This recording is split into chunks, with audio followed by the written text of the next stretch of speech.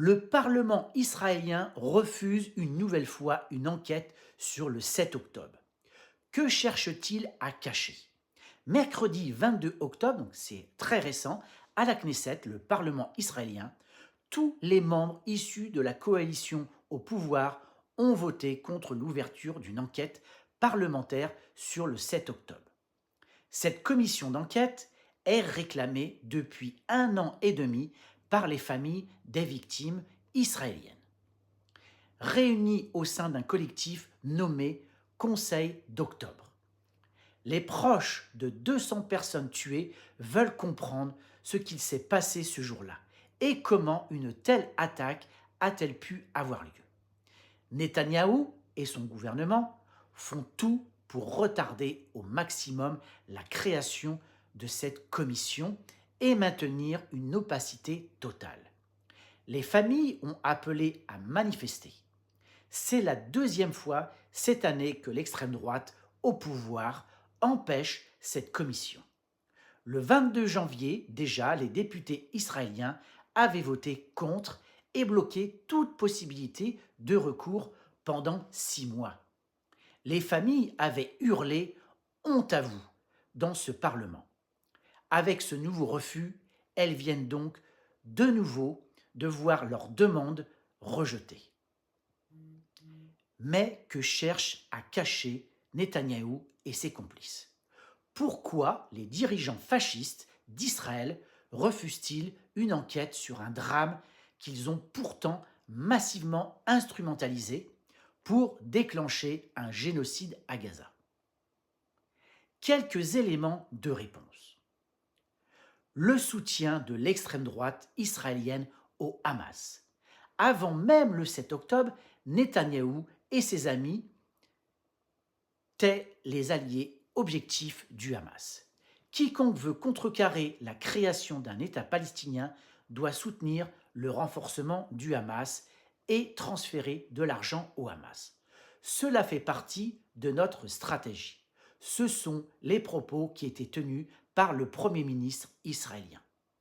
Le Times of Israel explique dans un article que pendant des années, les différents gouvernements dirigés par Benjamin Netanyahou ont adopté une approche qui divisait le pouvoir entre la bande de Gaza et la Cisjordanie, tout en prenant des mesures qui renforçaient le groupe terroriste palestinien du Hamas. De son côté, Bezalel Smotrich, qui est aujourd'hui ministre des Finances et membre de l'aile la plus radicale des colons, déclarait en 2025 « L'autorité palestinienne est un fardeau, le Hamas est un atout ». Avi Primor, ancien ambassadeur d'Israël, l'avait confirmé dans une interview télévisée la même année 2015. C'est le gouvernement israélien, c'est nous qui avons créé le Hamas afin de créer un poids contre le Fatah. La droite israélienne a elle-même créé son ennemi préféré. Elle préférait un mouvement palestinien confessionnel plutôt qu'une opposition anticolonialiste, laïque et unie. Si une commission d'enquête sur le 7 octobre faisait son travail, elle pointerait inévitablement la responsabilité de ceux qui, en Israël, ont choisi de renforcer le Hamas depuis des années. Une attaque annoncée et ignorée. Bien avant le 7 octobre, l'unité 414 avait signalé les préparatifs d'une attaque imminente. Cette unité de l'armée israélienne, majoritairement féminine, se trouve sur la base militaire de Naha Oz, située en bordure de Gaza. Elle est chargée de surveiller la frontière à l'aide de puissantes caméras. Les militaires qui s'y trouvaient avaient prévenu leur hiérarchie de mouvements suspects. Mais l'état-major israélien n'en a pas tenu compte et n'a pas envoyé de renfort à cette unité. Le 7 octobre, la base de Nahal Oz est tombée rapidement et ses soldats ont été tués dans les combats ou enlevés. Ont-elles été sacrifiées délibérément par Netanyahou? C'est une question que pourrait se poser une commission d'enquête. L'armée et les services de renseignement israéliens.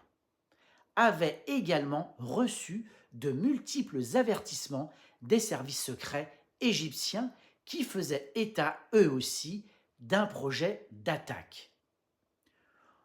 Au sein même des renseignements israéliens, l'unité 8200 avait même révélé que les entraînements des combattants du Hamas portaient sur l'assaut de bases militaires et le transfert des soldats captifs.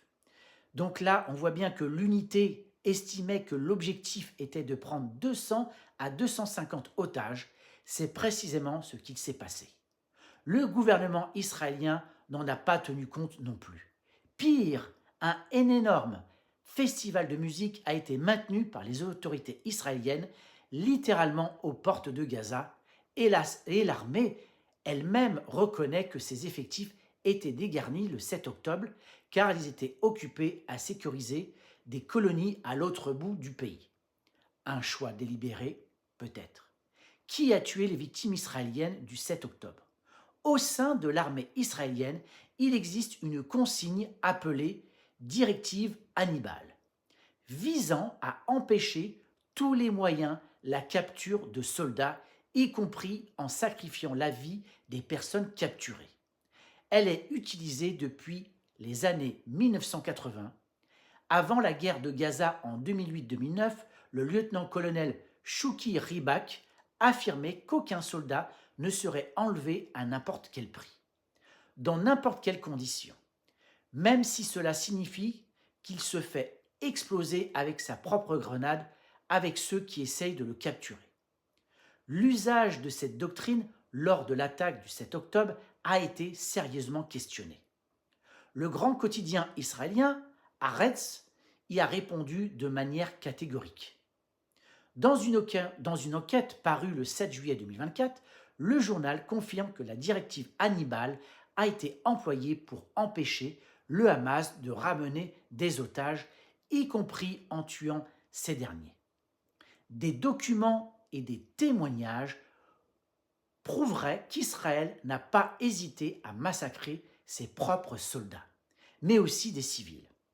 Dès 7h18, lorsque le commandement israélien apprend un enlèvement dans un poste frontière israélien à Gaza, l'état-major divisionnaire donne l'ordre Hannibal à Eretz et envoie un drone d'assaut. Plus tard dans la matinée, le commandement ne se contente plus d'ordonner des frappes sur les bases de sa propre armée, mais donne des ordres plus généraux. À 10h32, un général fait tirer des obus vers la bande de Gaza, même si les soldats et les civils se trouvaient dans des zones ouvertes. À 11h22, l'ordre est encore plus clair, pas un seul véhicule ne doit retourner à Gaza. Une source est confirmée à Haaretz. Tout le monde savait à ce moment-là que de tels véhicules pouvaient transporter des civils ou des soldats kidnappés. Tout le monde savait ce que signifiait ne laisser aucun véhicule retourner à Gaza. Les images prises après les combats montrent de nombreuses carcasses de voitures totalement carbonisées, comme soufflées par des missiles, et des maisons dévastées par des déflagrations. Sur ces zones de combat, dans les kibboutz, le général Barak Hiram avait déjà admis au New York Times avoir ordonné à un commandant de char de tirer sur la maison, même au prix de victimes civiles. Les familles des Israéliens morts à ce moment-là exigent une enquête. Yasmine Porat, une Israélienne de 44 ans, s'est retrouvée au milieu des tirs entre le Hamas et l'armée israélienne le 7 octobre. Prise en otage dans un kibboutz, elle a été utilisée comme bouclier humain par un assaillant qui voulait se rendre aux soldats israéliens et a donc été sauvée. Elle a raconté dès le mois de novembre 2023 dans une émission de radio israélienne la manière dont s'est déroulée l'opération. Elle a d'abord été retenue pendant plusieurs heures et traitée humainement, puis elle raconte que l'armée israélienne a attaqué par surprise le bâtiment où elle était retenue avec d'autres et que des otages israéliens auraient été tués par des tirs croisés très nourris et des tirs d'obus de chars sur la maison. Lorsque le journaliste lui demande « Il est donc possible que nos forces aient tiré sur eux ?» elle répond sans aucun doute, avant d'ajouter « Ils ont éliminé tout le monde, y compris les otages. Une commission d'enquête pourrait chercher combien d'Israéliens ont été tués par leur propre armée le 7 octobre. » La fabrication de mensonges d'État. L'organisation caritative Zaka, reconnue par l'État israélien et animée par des juifs orthodoxes, a été très médiatisée après le 7 octobre. C'est elle qui avait certifié avoir vu le corps de 20 enfants brûlés dans le kibboutz de Be'eri. J'ai vu 20 enfants ensemble, les mains liées dans le dos, et ils ont été abattus et brûlés en 2 piles, affirmait l'un des membres. Il est avéré que c'était un mensonge, pourtant relayé par tout le gouvernement israélien, puis par les médias du monde entier, c'est toujours le cas d'ailleurs. L'organisation Zaka a été visée par plusieurs accusations de viol, de maltraitance et de détournement de fonds dès 2021. Pourquoi les autorités israéliennes ont-elles envoyé de tels illuminés, intégristes, religieux et mis en cause par la justice pour identifier les victimes? Un membre d'United Hatzalah, un groupe de secouristes urgentistes et ambulanciers, a raconté dans les médias américains « Nous avons vu un petit bébé dans un four, ils ont mis ces salauds, ces bébés dans un four et ont allumé le four. » Cette information qui a fait le tour du monde a elle aussi été démentie par plusieurs journalistes israéliens. Même question, il s'agit d'une organisation bénévole. Pourquoi ne pas avoir envoyé des professionnels des secours sur les lieux pour décrire la scène aux médias? Pour faciliter la production de fake news, certainement. Après le 7 octobre, les Israéliens tués à Gaza, tous 3, étaient torse nu, l'un des personnages portant un bâton avec un drapeau blanc de fortune. Le soldat a immédiatement ouvert le feu et crié « terroriste ». C'est le témoignage d'un militaire israélien à Gaza en décembre 2023, après que 3 otages israéliens aient été tués par leur propre armée. Ils avaient pourtant crié au secours en hébreu, disposé des draps avec écrit SOS, mais avaient tout de même été abattus. Les soldats se sont rendus compte de leur méprise en voyant que les défunts ne ressemblaient pas à des Palestiniens. L'un d'eux est roux à la peau claire. La hiérarchie leur a donné l'ordre de tuer tout ce qui bouge à Gaza. Ils n'ont pas réfléchi. Une commission pourrait enquêter sur ces ordres génocidaires qui ont eu pour conséquence de tuer même les captifs israéliens. Parmi les otages, de nombreux autres ont pu emporter par les frappes israéliennes qui ont pilonné Gaza à une cadence infernale.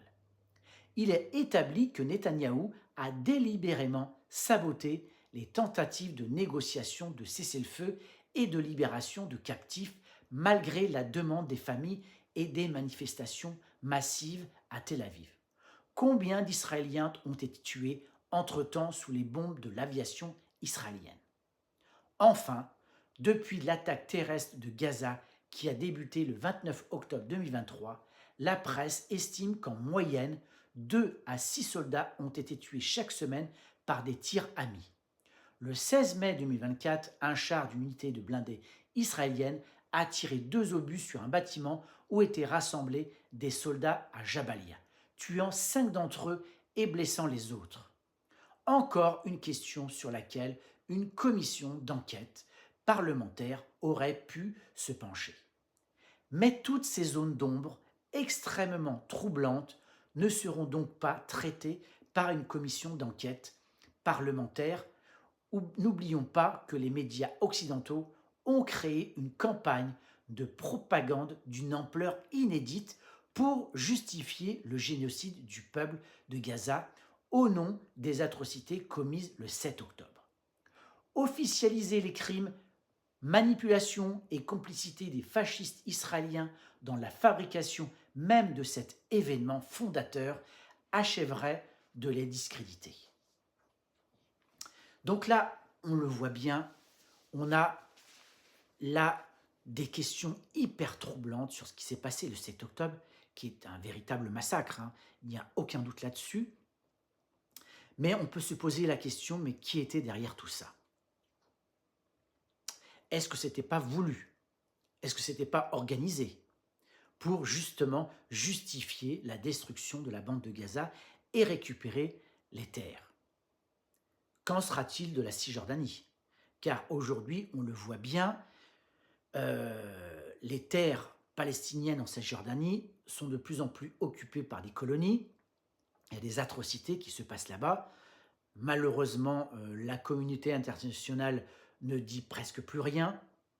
Tout se passe de manière opaque et en dehors des caméras. C'est horrible. Malheureusement, je crains qu'Israël arrive à sa fin, que ce gouvernement finisse par soit tuer une grande majorité des Palestiniens ou soit arrive à les déporter sur d'autres terres pour récupérer ce qu'ils appellent le Grand Israël. Et tout ça avec la complicité de la communauté internationale. C'est terrible. Voilà ce que je voulais dire sur ce qui s'est passé le 7 octobre et toutes les questions qui en découlent. N'hésitez pas à partager, à commenter. Je vous dis à très bientôt.